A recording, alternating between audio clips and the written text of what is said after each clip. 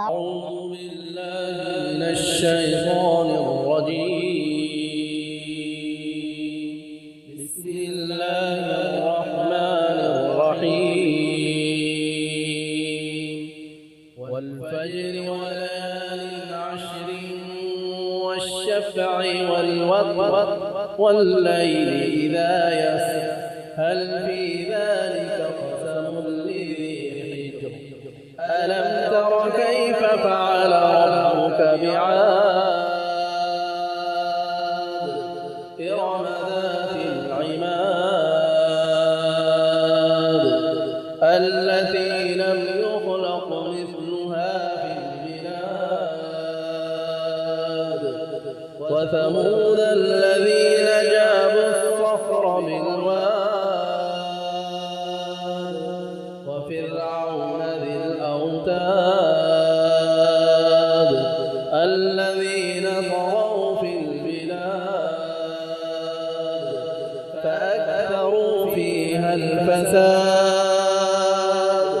فصب عليهم ربك سوط عذاب إن ربك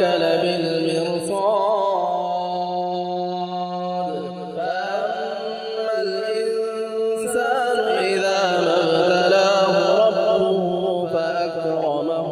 ونعمه فيقول ربي أكرمن وأما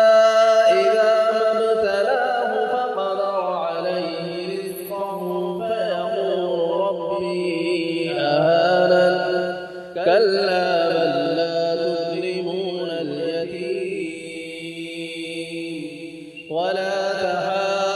تحاضون على طعام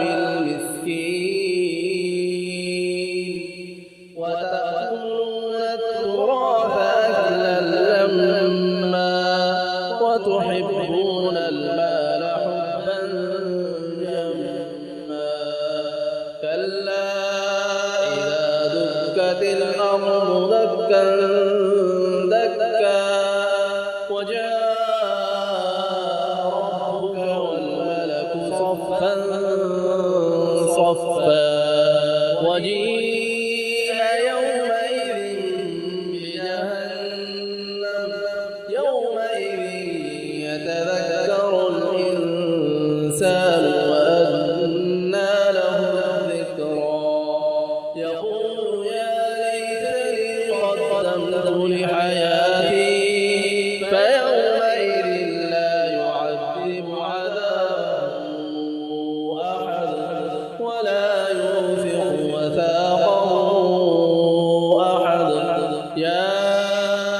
أيتها النفس المطمئنة ارجعي إلى ربك راضية مرضية فادخلي